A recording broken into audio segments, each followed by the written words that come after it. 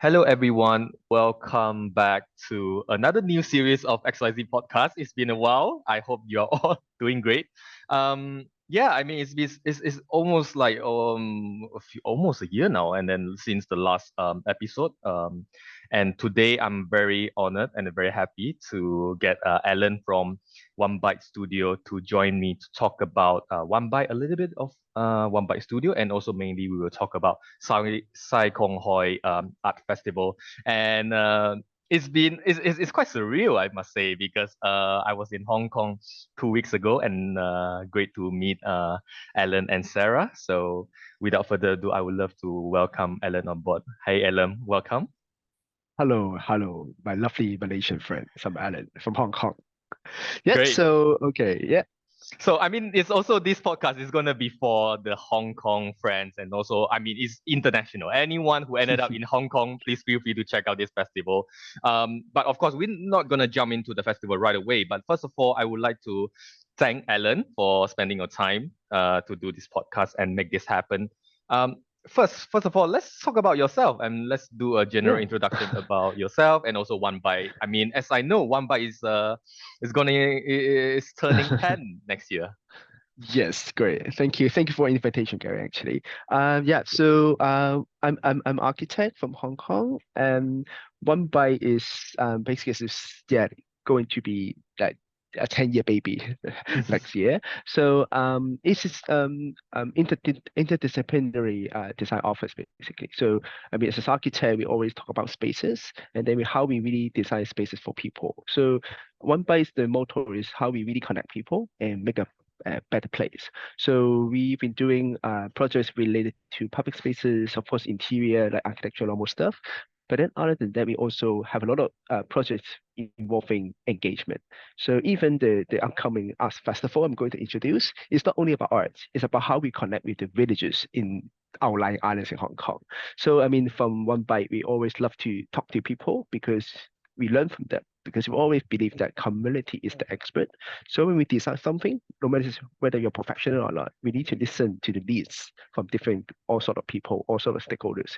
Then you get an insight from them, and then what you design, what you have the output is really relevant and useful to them. So make sure what you did or what you produce is something they love, they enjoy.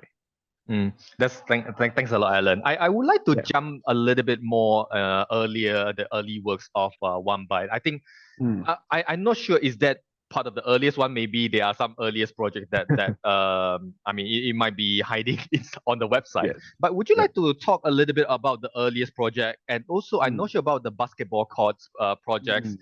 and also Mm. the it's almost like a community engagement and also uplifting projects. How does that Right. bring it, you know, bring One Byte far until now? Mm. We are looking at Mm. art festival, which is almost Mm. architecture but not architecture. Yeah, it's more like a process because when One Byte started, we started One Byte design and then One Byte social in parallel. So because we believe we really need to connect people, so then gradually when we have different opportunities, like the basketball court that Gary mentioned, it's the first time in Hong Kong we got the opportunity to revitalize basketball court, or it's basically a rooftop of a car parking building from a public housing estate and turn into a multi-purpose and colorful with identity, with branding, and offer basketball court or a playground.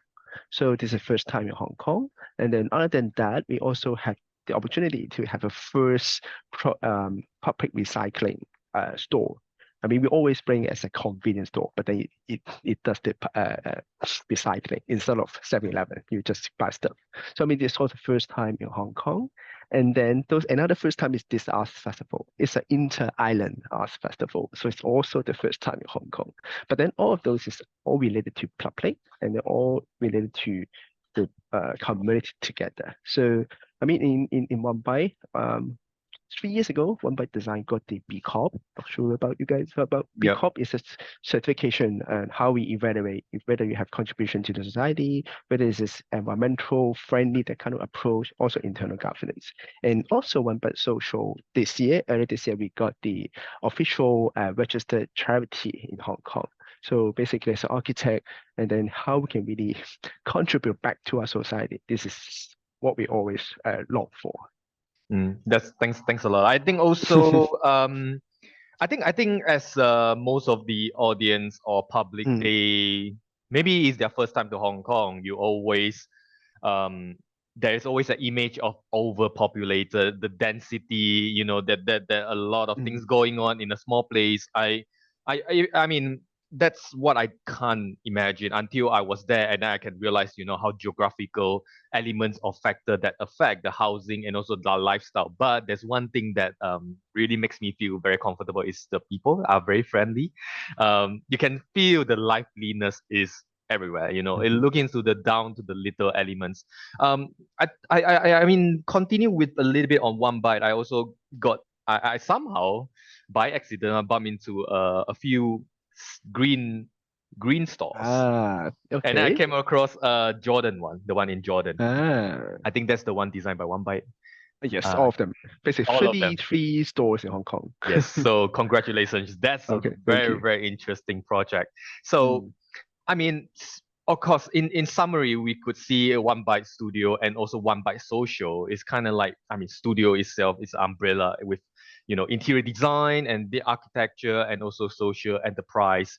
mm, It comes all together in the integration as a holistic. Because perhaps Alan, you can add into that, because I mm, realize architecture happens in the software and hardware. Whatever software is much more on policy, much more on strategy, much more on mm, engagement, mm, participation from the community, mm. while architecture, the surface, technically, the project management, the material, it happens like a day later part. Do you see One by Social is much more on, Mm, the first part to ensure mm, everything, the mm. program, and also a good brief that will shape into a good project at the end? Is that how the dynamic work in One Byte? Yeah, I think Gary got the really good point. Yes, I mean, placemaking was talk about like hardware and software. Of course, hardware is how we really design physically the space, and then for the software part is how we curate programs that can interact with the community. Of course, One by Social share a big part of that. And then in our team, design team, you also have a dedicated engagement team. So we create workshops or series workshop using the design thinking methodology. So the how we can engage people effectively. We just don't want to ask you whether you love the space or just in one sentence, but then the entire process is we curated. So make sure they enjoy, but then eventually we can get what we want. So it's a process, it's a methodology, it's a curated sequence to get the insight from all sort of people Mm, that we encounter. I mean, in Hong Kong currently we got over 70% projects from government departments. So I mean, probably you guys may not know, in Hong Kong, government departments, very government departments, they started to have some of the innovative approach to engage people. So no matter whether they say this people design thinking process, we really encourage a lot of participatory design. So there are things that, for example, when we're doing public spaces, playground, or even like park project. We boring town park used to be in Hong Kong, but without any identity. But then somehow government department try to push and then try to really encourage designers, architects to really talk to people, and then with dedicated tasks within the document or mm, within the client brief. So there have been changes within, recent few years. So we are kind of seeing the opportunities to have more interaction with mm, the locals, even though it's from government departments or from like other private clients as well. mm, mm. That's an interesting one. You mentioned Mm, about participation and also mm, curation. mm. Those are the two words that um it can be quite different as what we imagine in the architecture school, and also from education. Most of people who graduated, they Yeah. understand designing a space. And Yes.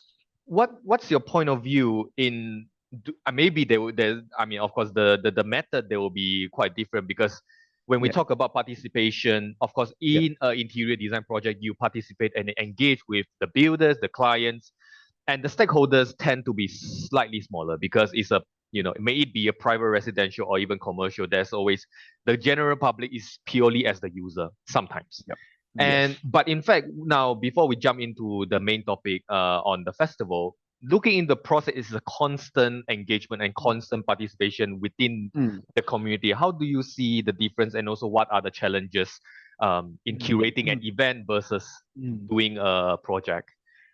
I think I would go back to the first encounter that the engagement part really inspired us. It was art furniture project in the park. And then there's this tiny requirement from the client. It's from one government department called Art Promotion Office, who is promoting public art to the community. So that there's a one task. Okay, your work has to engage people, but then they didn't say, oh, how big your engagement is gonna be. So then, okay, when we come to our design, okay, we design the stuff and then we just let the public to choose the color. That's it. Because it's easier to control, right? Usually architect, designer, or we Mm, only talk to the client, as you mentioned, talk to the builders, and then without really engaging public because they will say, oh, we are professional. We understand the entire design process. But then that project really inspired us. There's one example. It's a park environment. You can imagine as a designer, okay, when you put the furniture there, no matter it's art furniture or normal furniture, you must want this to be in harmony with the nature, in harmony with the surrounding, that's for sure. For example, you may choose, okay, there's a green, there's a tree, though your furniture maybe is a green, brown color, it's going to match with the surrounding. But then when we ask the public, there was certain one group of people who do fitness in the park. And they told us, okay, don't put green colors. The reason why is, okay, green color will attract mosquitoes. mm, So after that they when they used to do exercise every day, they wear bright colors so mosquito won't go and bite them. So then our design, our art furniture follow exactly what they said. So after that we thought, oh, even designer, even architect, we are locally born in Hong Kong, but then for certain area, for certain district or certain part of the city, we didn't know really well about that. So after that, we got different opportunities. So even now, even like normal private client developers came to us, we proposed them, can we use the research time period, and then we try to engage a local community. And then some of the developers got convenience. So basically, we use our desktop research time, but then we use it as the engagement. So we can understand a bit more about what exactly the communities looks like, what actual leads from them. So when we start to design, we start to brainstorm the concept, the scene is more relevant to them because eventually it's a place for them. So we have to build a sense of belonging, sense of ownership for a certain part of the community. So of course, during the process, there are different kind of strategy, whether it's co-creation or before the design, we engage them. So the process can be we diversify, we can curate it, but then usually when we come to certain, even a commercial project, we started to propose this to the client, and some of them they did accept this kind of approach. mm. Like you mentioned just now about Mm, the example of interior designs, pretty much mm, sometimes in the community project, it depends on the level of control and also the involvement where, mm, let's say, Alan, you come in and you design everything, you just leave certain part for the participants to join in or general public to choose the colors, for example, because they know, certain geographical or mm, environmental factors mm. that they know. For example, the mosquito one is a very interesting one. Yeah. But Yes. that happens in, of course, it happens in a few layers of control as well. But Mm, I realize at this point of time, when I look into the Sai Kong Hoi Arts Festival, one bite's role in this case as a curator is much more like a facilitator. In a way, mm, it's just coming up with a framework, and whatever fill up within is by artists, by local community, by other policy mm, maker, and also the mm. looking into, or even the transport, the kaito, is it called kaito? Kaito, Yeah. yes. So It's it's also very. like there are so many people, stakeholders within this framework that allows the Mm, festival to run smoothly. Just a little bit of the information. So today is the big launch of the festival. yes. So so it's a big day. Excited. It's almost like Choyat for the Oh festival. yeah. and Right. and so it's running now. It is running from today, the 15th of November, up until 14th of January. So it's quite a long time. It's almost 2 months. Mm. It's 3 months actually. So 2 months, 2 months, two 2 months, months, 2 months, two 2 months. months. So you can for the just a little bit of shout out. You can look up on their Instagram. It's called SKH, mean representing Sai Kong Hoi Arts Festival, or you can look up to the website, which I will include in the caption. Um, maybe Alan can add in a little bit more Mm-hmm. background because Mm. this is a very interesting one. It Mm. is a very interesting one. It's a 3 year program, and this year is the second year. Yes. Yeah, Alan, would you like to share with us like what's Mm. the theme from last year? It was Joy Again Owl, and Yep. then now it's Joy Again Stories. Stories. Yes. Okay. I can a bit background for this Sai Kung Hoi Arts Festival. It was, I mean, before that, the name was called Yim Tien Zai Arts Festival. It's one of the islands outside Sai Kung, east part of Hong Kong. It's with a lot of beautiful sceneries and old villages. So then after that 3 year from 2019 to 2021, so when we became a curator for the next 3 years, and the government started to extend the scale. So this time we call Sai Kung Hoi. Basically, Hoi means sea. So Sai Kung in the sea, that ideas. So I mean, this is a county department. So the the the the department that in charge was called, I mean, it's called Tourism Commission. So you can imagine this project is on tourism. So of course, it attract international visitors like you guys or local visitors because in Hong Kong we also look for alternative experience on traveling around.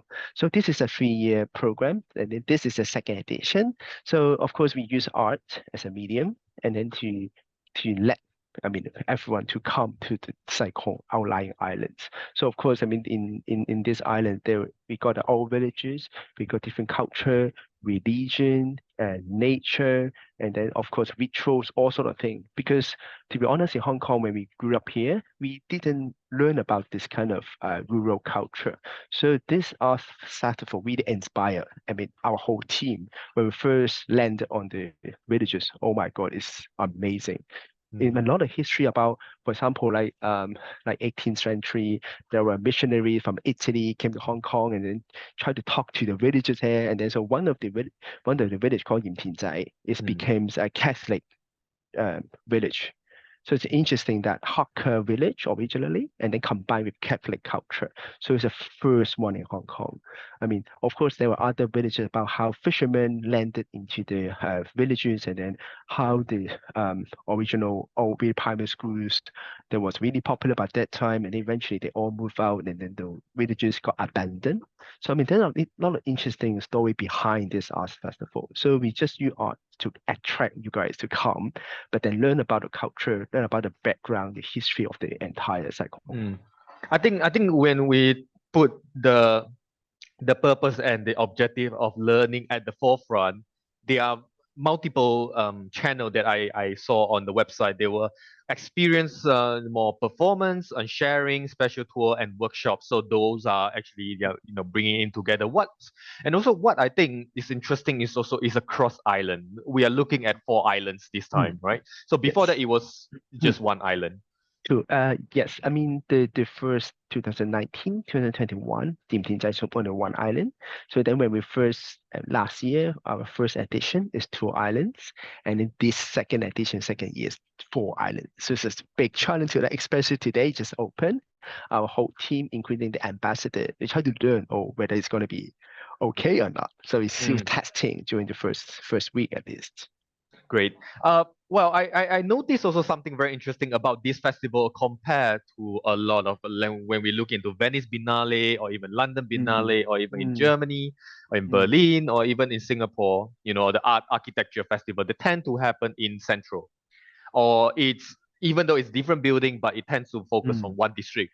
However, even though we're looking into the east part of mm, Hong Kong, where the Sai Kung Hoi area, and also include Yim Tim Soi, Sharp Island, and another two more. yeah. And what I realized the difficulty could be also it can be a fun part is the traveling because it's not Mm. something easy for you to drive from points to points.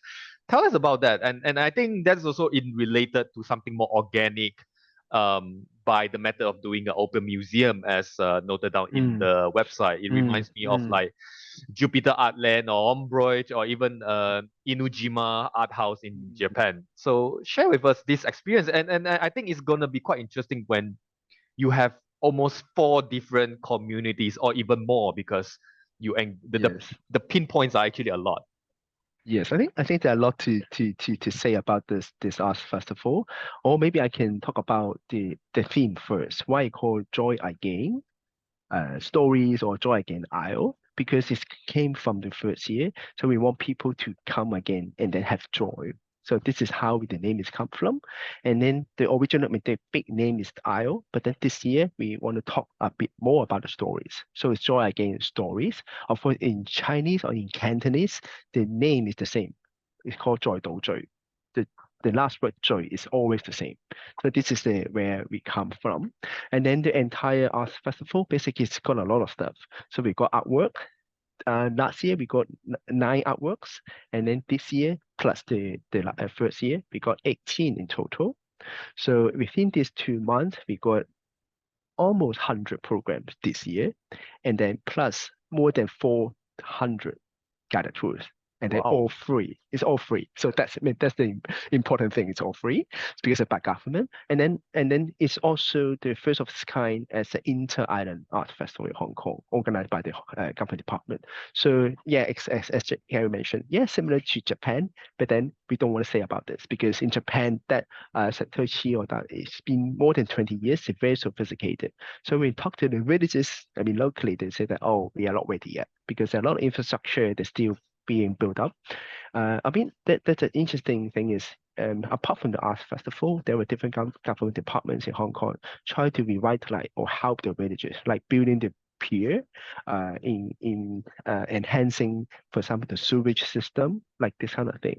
So eventually, maybe after 10 years, going to be another more similar to the standard in Japan.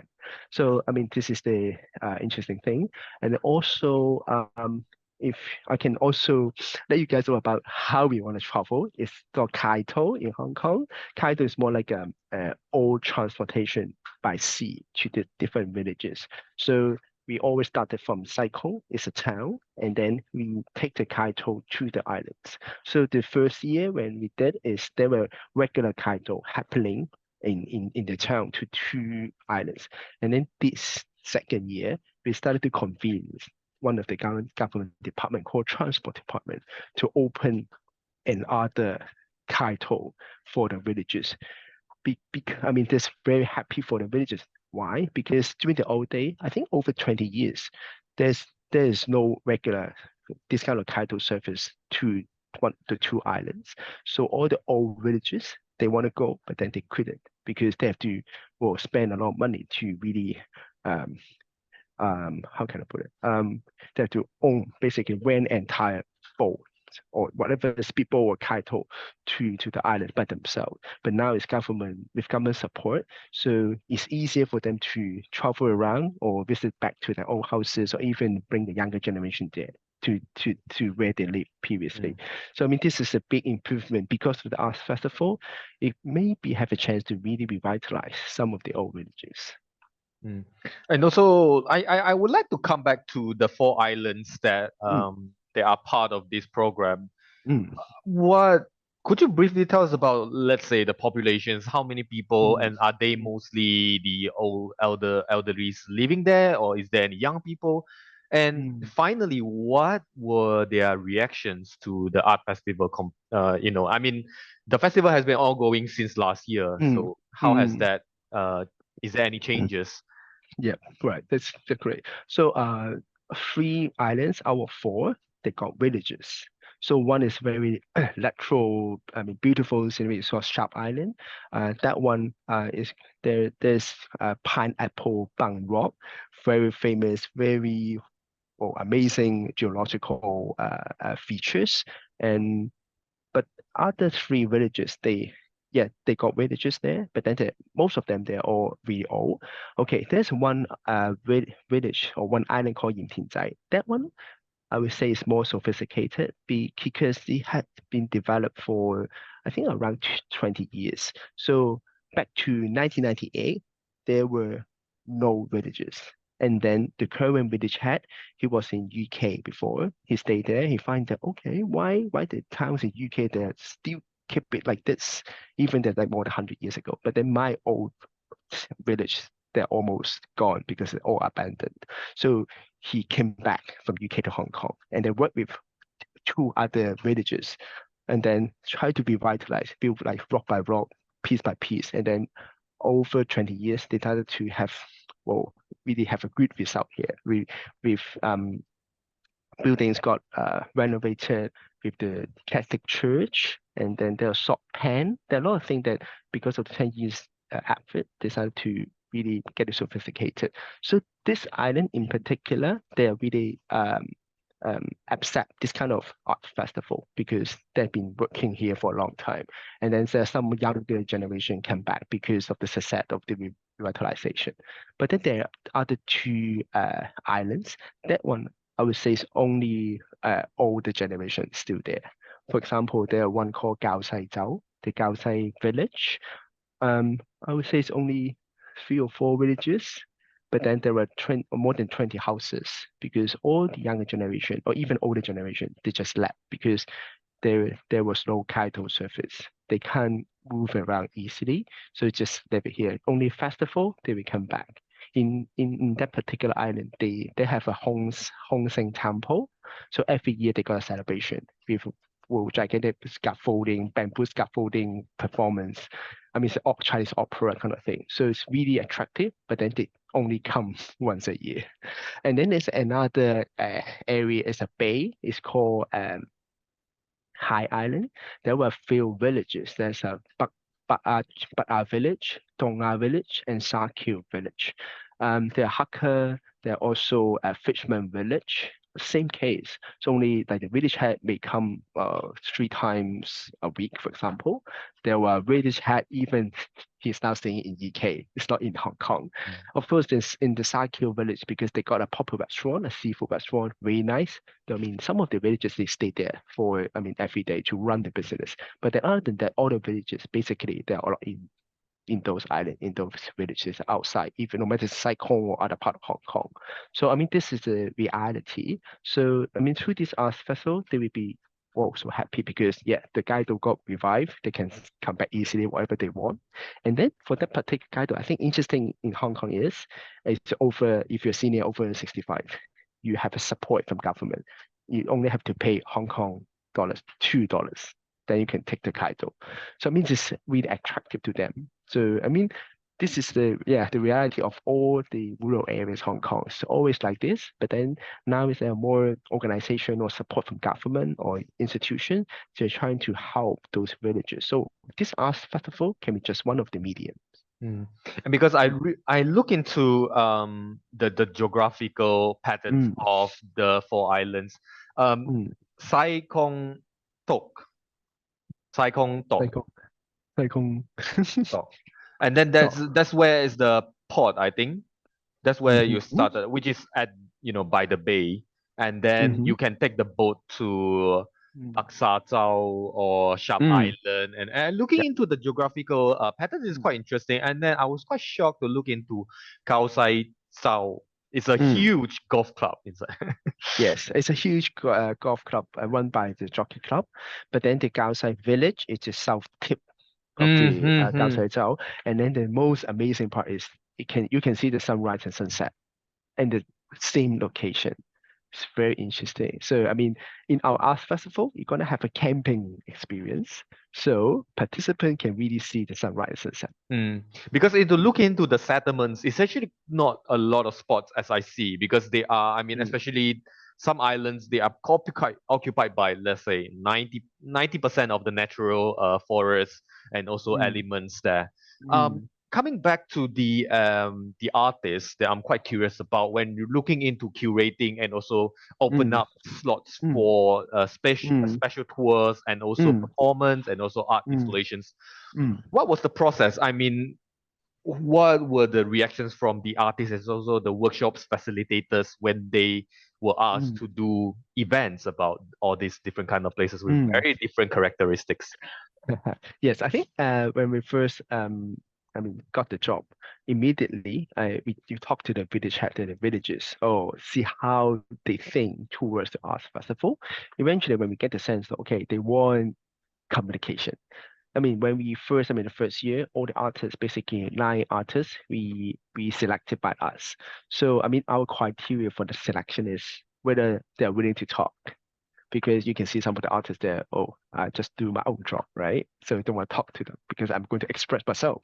But then for this project, you can't. Basically, you have to look for open-minded artists or designers or architects that are willing to talk, willing to interact, or willing to listen to their stories and then try to translate their, I mean, history, their interesting part, and then into your artwork and then present it out. So I mean, this is the criteria when we first selected the artists. Also, for the guided tour last year, we got 280. This year, of course, more than 400. And the collaborator we are working with is called Kai Fong Tour. Kai Fong is community labor. So I mean, this is different from normal commercial travel agency. They use Kai Fong, they use local people as the tour guide, as a docent. So this is the merit that we got from them. So basically, we work with the normal people, but then they become tour guide, become docent after training, and then they talk to people. Some of the docents even live in the Sai Kung district. So there are a lot of own story to tell. So it's easier to connect people, connect visitors when we tell, I mean, inform them about the aspect with their own stories. And then for like programs, there are of course there are different programs. There were workshop that artists going to engage with the public, no matter it's their design concept or things that related to their artist career, for example. There were activities that related to family and kids. I mean, very important to bring the younger generation to the island and to learn about the nature and the history. And then there are activities related to teenagers, because I mean, from our observation, like teenager youngster, they maybe a bit hesitated to go somewhere. They may even, I mean, they just go abroad, but then not admire our own Hong Kong culture. So we have different kind of activity attract them, like kayaking to see the artwork. We got role play, kind of gamify experience for them to experience the artwork or the islands. And then there were other traditional activities. Like this year, we have kind of a making fishlets or catch an urchin. Wow. Yeah, urchin. I mean, there's a thing that the fishermen, I mean, the people living in the village, they used to do when during the old days, but now they try to teach. I mean, the general public how we live in the old days. Of course, there were other performances like a singing, dancing performance. This year we have busking, we have break dance, we have kind of different kind of or even like major kind of performance. So we try to use, I mean, different kind of angles to attract people to come to the island. And then at the same time, of course, you learn about art, learn about the history of that. And then I forgot one point, it's very crucial, is in Sai Kung Sea area, it was um, a hot geopark. So actually it's under UNESCO standard, and this is a part of the global geopark. So you can imagine there are a lot of really high geological values. We got a really nice hexagonal kind of rock features. Everything. So I mean, in here, so you can experience multiple things, not only about arts, but then entire cycle.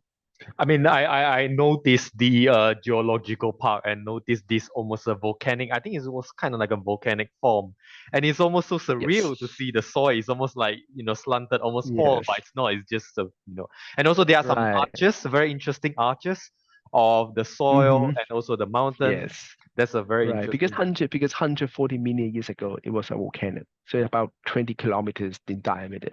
So all this result in this kind of amazing geological features. Even the pineapple bound rock is from the volcanic kind of explosion. So it's a lot of things to see.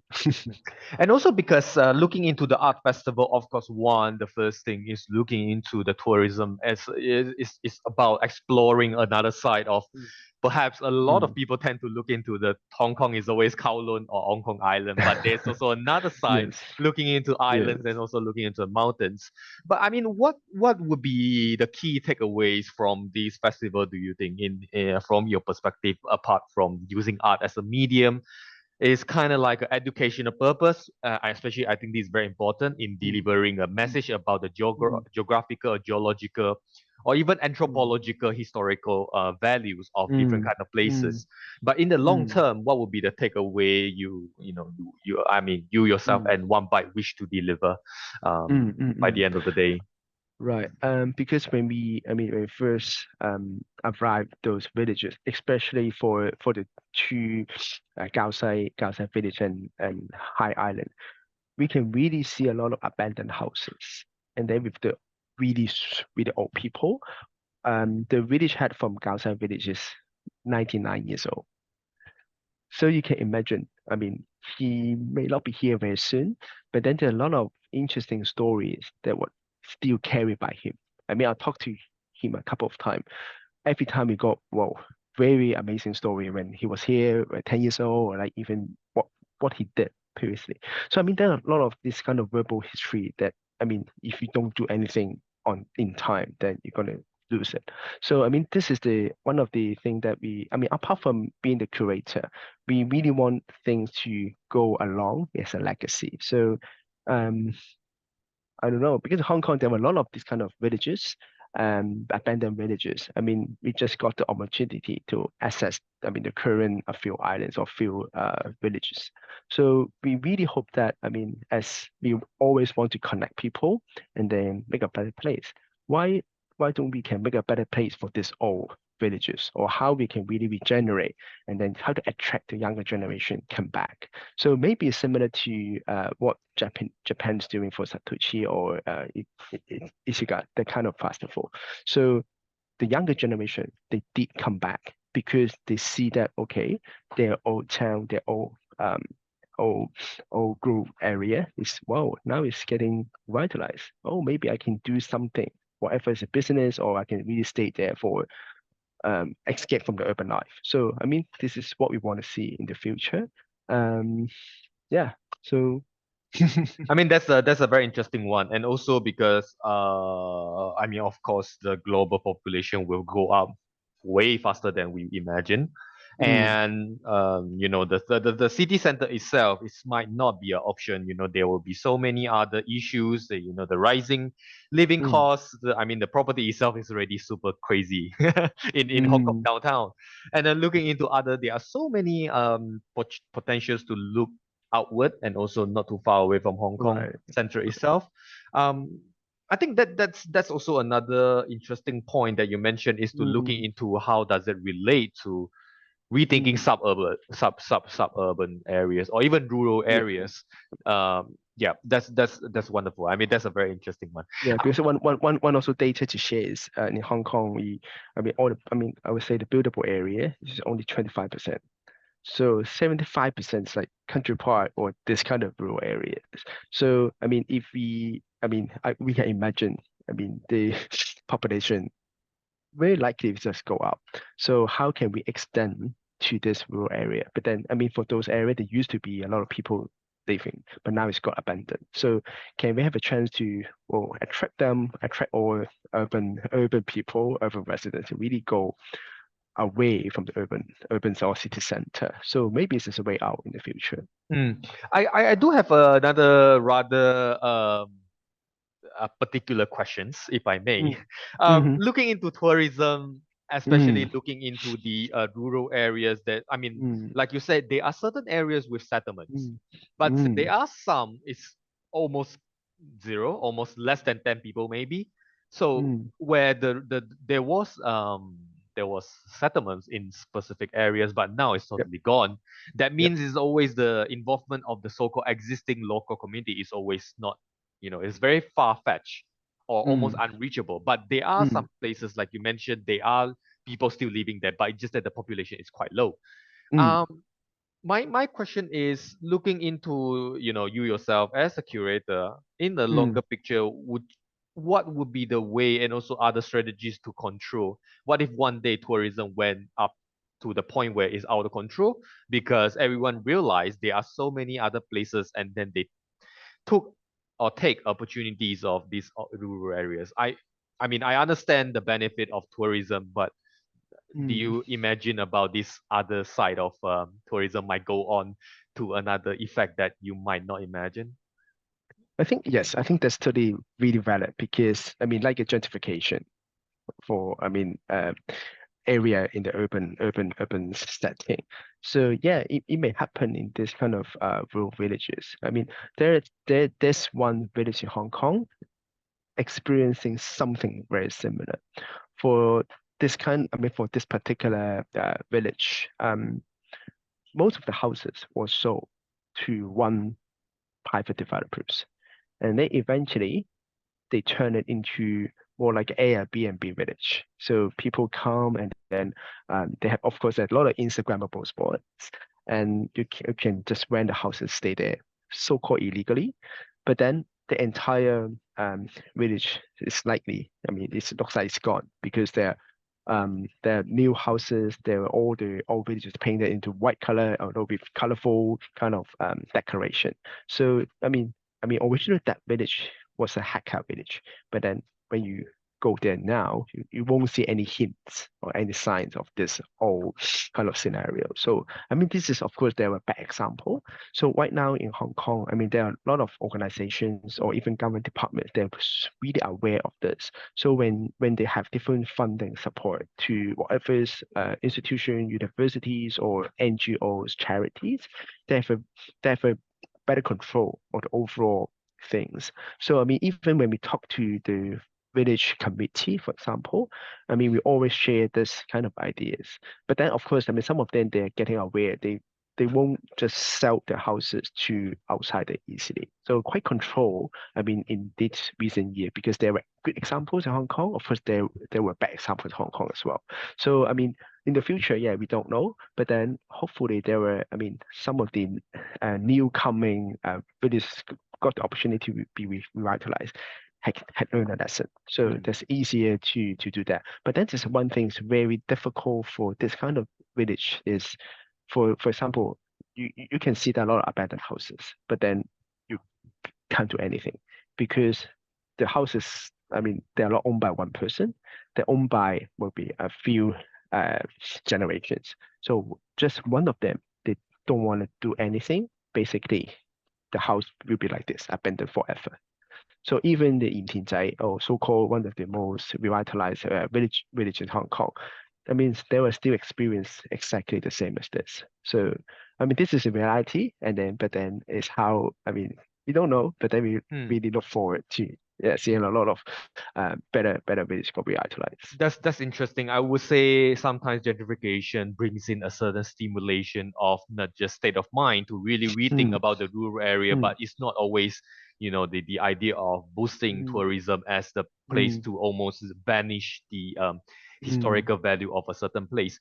I right. one more last question I would say Mm-hmm. is w- looking into the four islands, were Mm. they open up before, or were they part of other programs such as a festival in the previous history? Basically, no. It's just that's the first time. So first time we can successfully connect the four islands. So that's why the villagers they are really looking forward because it was also their first time. Yes, So I think that this is the interesting part. So yeah, you guys should come and have a look at it. So this is very unique experience in Hong Kong. it is. Because when I was when we were on flight and then we looked down into Hong Kong islands and also the map itself, when you're looking with your real eyes and with Mm, naked eye, you will notice that there are so many mini islands. It's scattered around Hong yes. Kong, and that's a very interesting geographical value and also landscape apart from looking into the city itself. So Mm, thank you very much, Alan. These are very, very nice. And just a last few points. So mm. again, for those who are interested, we just so happen to be in Hong Kong between today and until 14th of January. Feel free to drop by and you can see so many other things, a lot of things going on. And the website is very well programmed, and you can look up to a specific day, specific events, or specific activities that might be part of your interest. And then I think you can spend more than a day. It's almost a week kind of thing. You can spend more than I would say if you don't join any program activities, at least you need 2 days to visit wow. four islands. But if you combine the activities, then you may need a bit more days. Yeah. And then all the programs they're so popular. We basically we launch every 2 weeks for the upcoming 2 weeks program. And then let's say today at 10 a.m. we launch the coming 2 weeks. And then after 10 minutes, most of them are gone. I see. So there's Yeah, so always it's very popular. a little bit of crowd control. You don't want to get too many people at one influx. Yes. To I mean, in the end, there are people who are living on those islands as well. So you wanted to control a little Yes. bit. Yeah. Yeah, but that's okay. Even you cannot join any program, we still got a lot of ambassadors on the island to help you or guide you through and explain all the story behind it. So really welcome you guys all to come. Thank you very much. I think also, I mean, in Hong Kong, you can, I mean, there are a few booths and also some website you can refer to. It's always open anyway. So you can look up to those website and also there's also another publication that I would love to share, but it's over there. There's the orange publication by One Bite. Oh, I think it's also yes, related to this festival. So anyone yes, who wants to keep a certain souvenir or maybe or publications to know more, you can visit to One Bite Studio or reach out to them to get a copy. And I'm sure there you yes. can get it from bookstores as well. Yeah, later on, I mean, now it's we only given to the special guests like you. But other than that, no, I mean, later on, yeah, we have it online. I mean, we're going to sell it online. So it's about, I mean, this topic is the first in inauguration. So it's about rural urban symbiosis. So the project related to this arts festival and other portions that related to the rural area or village is all recorded in this magazine. Fantastic. That's really interesting. I Mhm. mean, that really reminds me of so Rem Koolhaas did this book about rurals. It's called Countryside. I mean, Mm, of course, he targeting into much more technological. It's almost advancement. You're looking into Silicon Valley and whatever. But of course, One Bite is doing something very different. And also, I think One Bite is doing is much more looking into the lifestyle and also looking into how people live on those islands and also not in a very intrusive way, but rather in a very friendly and very harmonious way to really understand and also of course this is a start, right? And then mm, afterward it serves as a documentation for so many almost mm. disappear or threatening values that it could be preserved through this art festival. So thanks a lot, Alan. Just one Thank last you. thing. Do you have Mm. anything to share before we end this conversation? Um, I think I really want you guys to come to Hong Kong, no matter it's visit our arts festival or other projects that we have been doing in Hong Kong. We got one interesting community project called Project House in Shanghai, very near to our office. If we use a grade three historical building, the ground floor shop, and turn it into a community living room, and then we work with different NGO organization, interesting party, and then to do something really contribute back to the society. And then at the same time, we try to identify the needs of this particular district. So feel free to come. It's slightly longer than this our festival. You're going to be here for 6 months. Great. So you can come. Feel free to visit it. I mean, you can have a look at it. Our website, One Bite Social. You will find more information about this project house. Love. It's called Project House. It's a House. project and HAUS or house H O HOUSE. Project House. Okay, Oh. okay, great. Thank you very much, Alan. Thank Very you. nice to Thank you. talking to you, and also very interesting. I mean, well done to yourself and your team. It's not easy to put out a festival, especially it's like it is a big region to cover, and there Yes. must be quite a lot of pressure. And I'm sure the visitors, it must be a hit. It's a hit. I mean, it's already I sold out enjoyed for it. the first day. Right. I really enjoy it when I go to Sai Kung. Whoa, there are a lot of villagers and hi Alan, hi. I mean they call me Zheng Zai because my surname is Zheng. Oh, it's like old friend. So I mean just I think 1.5 year, we kind of established the kind of relationship. I mean it's really touching to be honest. I mean apart from we have to carry out the art festival professionally, but there's a relationship that we build up with all the villagers. I mean this is more interesting or most valuable part to me. Mm. Mm, I think one last interesting point that I noticed is even though One Bite is also architecture practice, and also myself I'm architecturally trained, and I notice most of our projects is almost mobile. It's almost temporary structure in a sense because it's not intrusive and it's not permanently located into a mm, specific location. And the mm, starting point of this festival is not about building something big or it's a architecture first kind of thing, but it's the mm, idea, mm, architecturally trained thinking to activate a certain place. It's almost like you say, the placemaking rather than mm. building something and say, okay, this is what we done. So it's Right. ongoing it's quite energy consuming, which I'm quite surprised. How do you survive? I mean, Yeah. it's quite a long, it must be a lot of things to handle, especially like you say, it's human. It's a Yeah. people relationship. It's Mm. not something you're dealing with a certain object. Yeah, because I think as architect, designer, or no matter, I mean, who you are, I mean, especially myself, I really want an unexpected journey. So, I mean, for example, this art festival, I don't know how it's gonna be next year, but that is something that make you or become energetic, passionate, and then try to do the things as much as you can. So I think this is the most important part to push your boundary and then try to do the thing that you're really enjoying. Mm. That's great. Thank you very much. So I mean I would love to make my visit again to Hong Kong and see you again. Yeah. And I don't know, maybe that's a great close up, and it's one small little bite is kind of make a big impact along with other bites as well. Yeah. So thank you So many very much, bites. Yeah. Alan. Okay. Thank you. Thank you so Thank much. you. Thank you, everyone. Thank you. Thank you. All the best to the festival. Thanks.